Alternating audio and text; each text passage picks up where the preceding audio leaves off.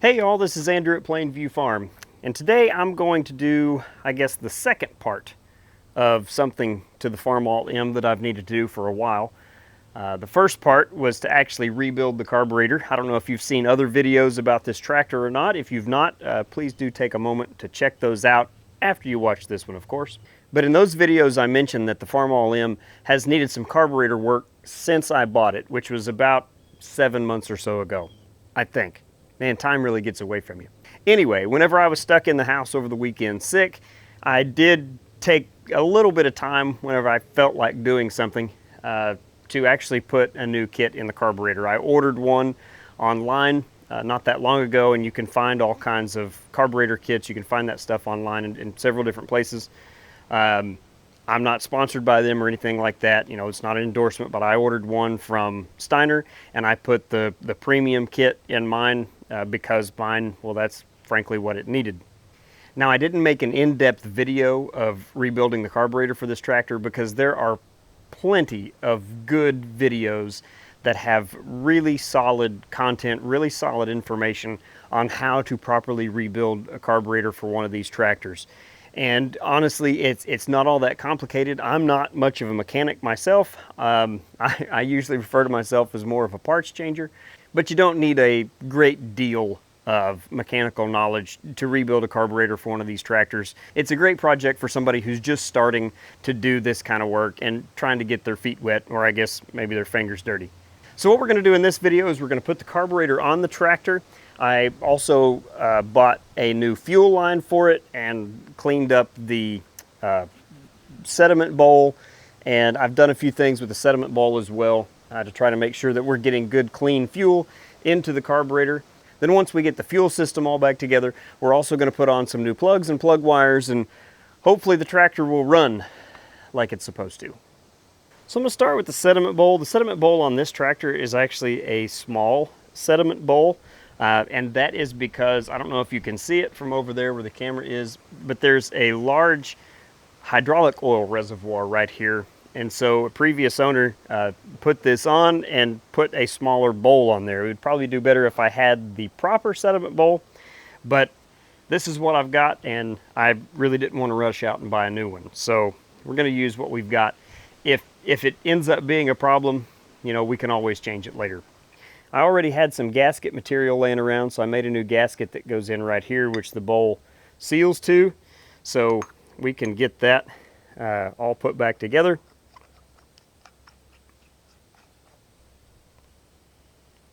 Now, I don't know if you can see here, but I'm guessing this bowl has leaked in the past because somebody has done some major wrenching on it here with something, and there's really not much to grab a hold of whenever we're tightening it up. So I am going to put some thread tape on there. But I also got a strainer that goes in the end. Now this here is what I'm talking about when I say a little strainer or a screen that goes into the sediment bowl assembly here. And this one is actually loose. It doesn't fit in there very snug. So I'm going to follow the recommendations of the instructions that came with it, and I'm going to wrap this part right here in aluminum foil, and then hopefully that will give us what we need as far as friction, because it's just a friction fit. So once I've got it wrapped, I'll try to very carefully push it down in there. What you think? I may have to take a layer off. Slowly push it down in there, trying not to crumple anything. Get it nice down on there. Okay. All right, so now that we've got that done, we're gonna have to take the bowl off. All right, now try to ever so slightly put that back in there. Hopefully get it threaded properly.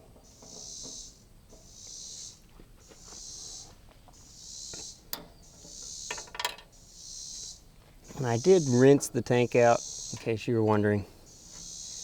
It came out clean.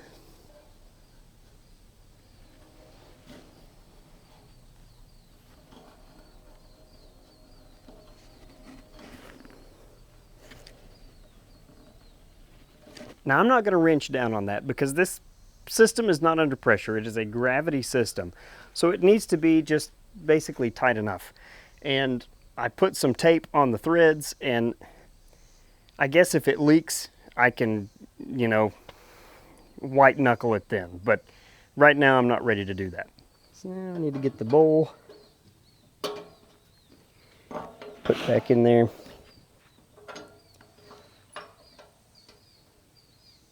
Hopefully the way that I have the camera positioned, you can kind of halfway see what I'm doing. The loader kind of gets in the way on this kind of stuff. The manifold needs to be replaced. That's what this is for. You can see here we've got this ear broken off. At some point or another in this tractor's history, somebody put a cable clamp back on, or a hose clamp back on it to hold everything together. So I guess so far that's worked, but that is one thing I do need to get for this tractor at some point.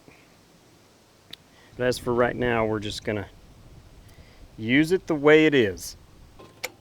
There we go. Probably helps if I put the gasket on. One bolt in place. And we're gonna try to put this all back together and get it to hold, hopefully.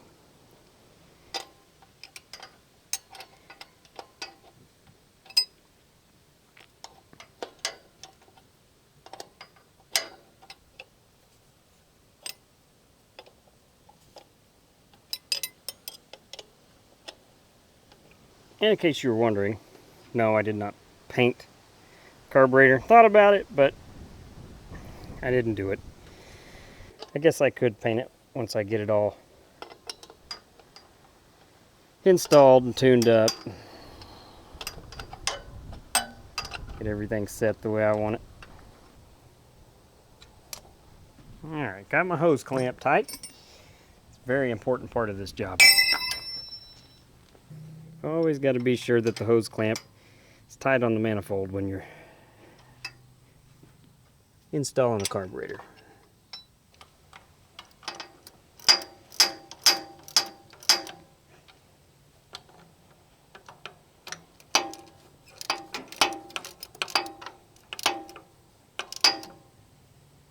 So far I have the carburetor attached to the manifold and to the throttle, I guess throttle shaft. I don't know exactly what you call it. I don't know, I didn't look it up to see. Here going to the governor. Now I'm going to get my radiator hose that doubles for an air cleaner tube, get that put on, then we'll put on our new fuel line. Now this is obviously not factory. I'm not sure what the idea was here. Why the original old air cleaner tube wasn't good enough, but I guess this will work. If you're enjoying this video, I really would appreciate it if you'd take the time to hit the like button, and if you want to see more videos like this, hit that subscribe button and the notification bell. Now last but surely not least, we're going to hook up the choke rod here. So now all I have left, at least in the fuel system, is the new fuel line. And this is just a plain fuel line from the parts store, just steel line. And it's straight, and it needs to be bent to fit. So it's possible that this line is going to be just too short, which is about right.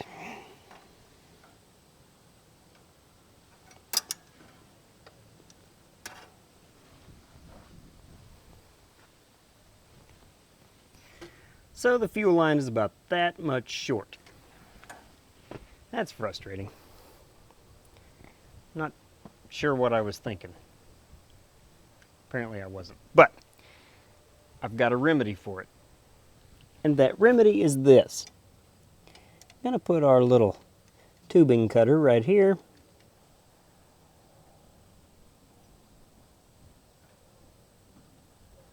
Now, going to put some rubber hose. on here to finish off the connection. And looks like right about there will do. And press that on. Press that on. That's definitely not the way I wanted to do it, but that's just the way it's going to have to be done.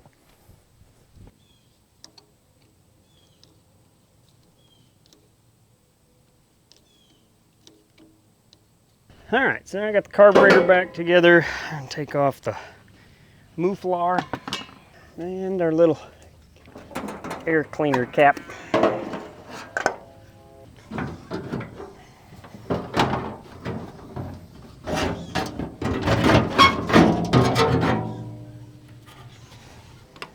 I'm going to pull one at a time these spark plugs and their corresponding wire.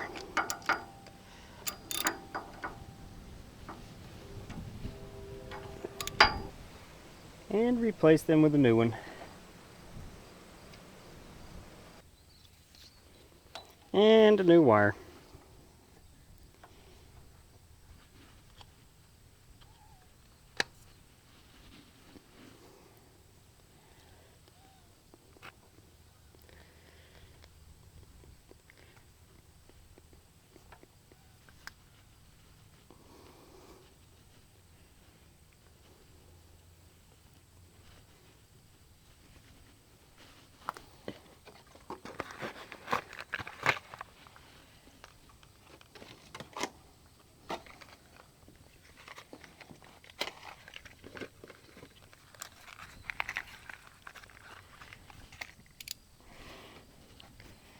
And then repeat.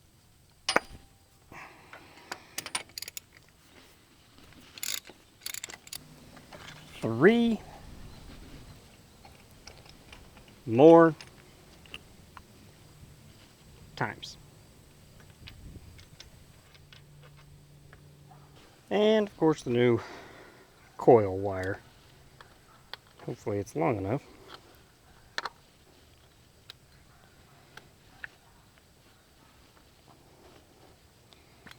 I don't think they could have made it any shorter. I'm not going to put the hood back on, but I will put on the air cleaner cap and the muffler. I've already put fuel in the tractor. I didn't figure you wanted to watch me dump gas into the gas tank, so now I just need to turn the fuel on. Give it a little choke.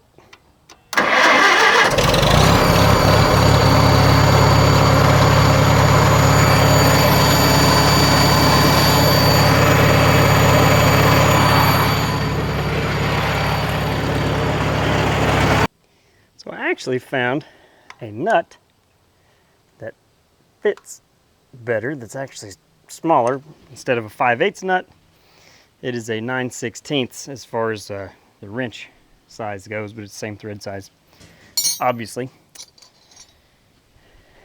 I was able to get that one quite a bit tighter. So let's see if that fixed our problem.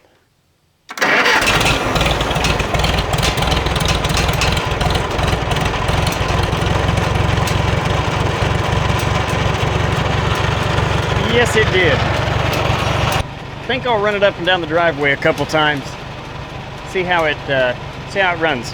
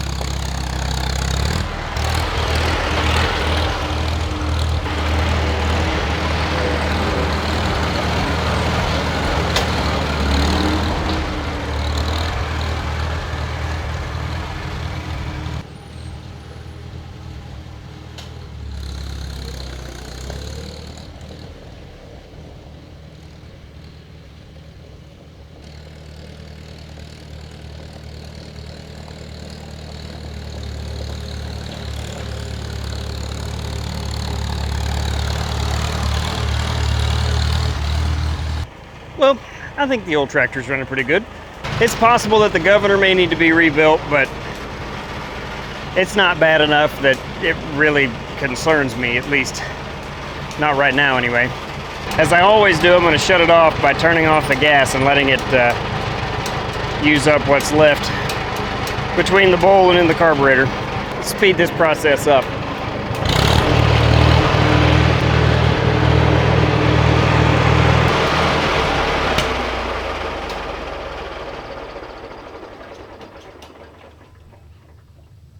Well, I think I'm going to go in and find me some supper. So, as always, I appreciate you, and I hope you found this video to be entertaining, if not useful. We'll see you next time.